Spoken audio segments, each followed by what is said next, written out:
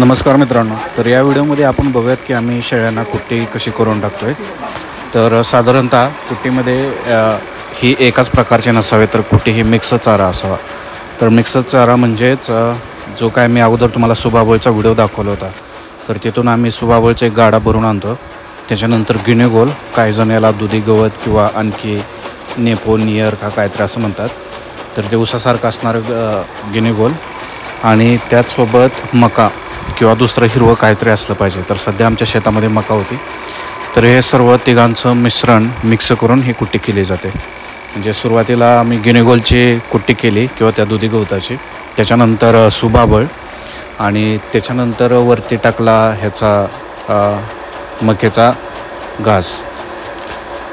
तर अशा प्रकारे हे कुट्टी करावी. सध्या आम्ही कुट्टीला एकच ब्लेड वापरलं आहे, परंतु जर तुमच्याकडे 2 ब्लेड असतील तर 2 ब्लेड वापरलेलं कधी पण चांगलं, कारण कुट्टी आणखी बारीक होते.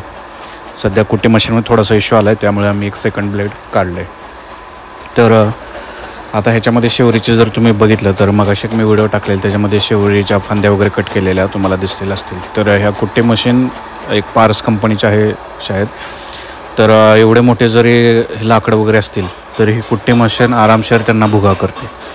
आणि मेन म्हणजे शेळ्या ज्यावेळेस तुम्ही कुट्टीमध्ये असं सगळं मिक्स करताना त्यावेळेस सर्व शेळ्या कुट्टी खायचा प्रयत्न करतात, परंतु कधीकधी जर गिनेगोल किंवा त्या दुधी गवताचं जर खूपच हे मोठं असेल जाडी वगैरे, तर त्या शेळ्या खात नाहीत. आणि ही मका, तर मकीचे आम्ही सर्व कणस वगैरे साईडला काढून ठेवलेले आहेत आणि राहिलेली फक्त हिरवे मका. आणि तसेच तुम्हाला कुट्टीच्या साईडला ह्या बॅगा वगैरे दिसतील जे एकदम मोठमोठे आहेत. तर ह्या सर्व बॅगामध्ये आम्ही केलेला आहे मक्याचा मुरघास. मुरघास म्हणजेच काय, तर ही जी हिरवी मका आहे त्या मक्याची कुट्टी केली जाते. त्याच्यानंतर एक तुम्हाला दुकानातून एक पावडर मिळते, मुरघास पावडर म्हणून. तर ती पावडर तुम्हाला ह्या मक्यावर टाकून मिक्स करायची.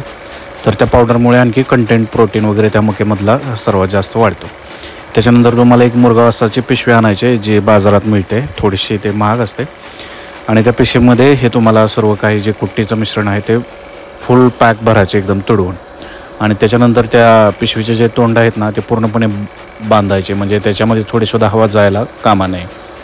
आणि तुम्हाला हे जवळपास 1 ते 2 महिने ते थांबवून द्यायचे. तसंच मग त्याच्यामध्ये एक कोणती तरी प्रोसेस होते बॅक्टेरियाची, आणि टोटली एक सकस आहार म्हणून त्याच्यातून एक कुट्टी मिळली जाते.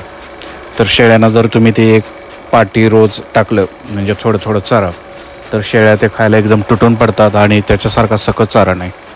तुम्ही जर मुरघास असं बाहेरून मार्केटमधून जर आणायला गेला तर काहीतरी 36 का 40 रुपये किलो, मला पण फिक्स रेट माहीत नाही आहे, परंतु त्या आसपास तो मिळतो किंवा त्याच्यापेक्षाही महाग.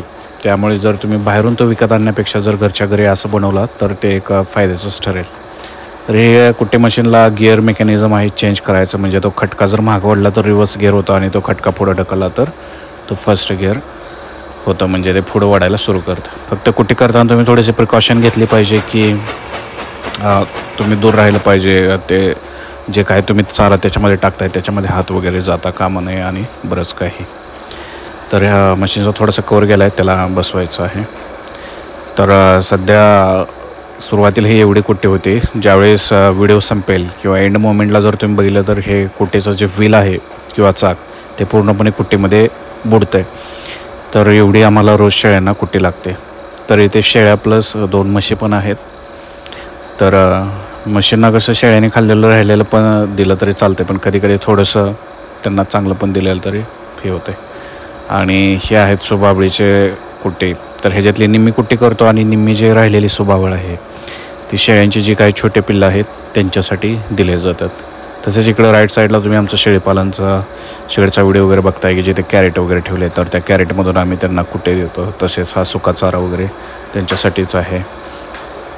तर हा सुका चारा आम्ही सकाळी त्यांना टाकतो आणि प्रत्येक कप्प्याला बोकडांच्या ह्याच्यानुसार किंवा शेळ्यांच्या ह्याच्यानुसार कुट्टी टाकली जाते.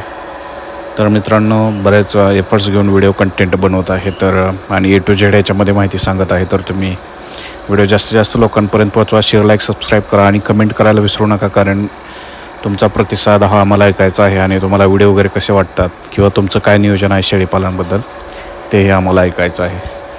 तर तुम्ही जेवढा चॅनलला सपोर्ट कराल तेवढं आपल्यासाठी भारी आहे. आणि बघूयात ह्या व्हिडिओला किती लाईक मिळत आहेत आणि किती लोकांपर्यंत पोहोचतो आहे. तर थँक्यू, धन्यवाद, बाय बाय.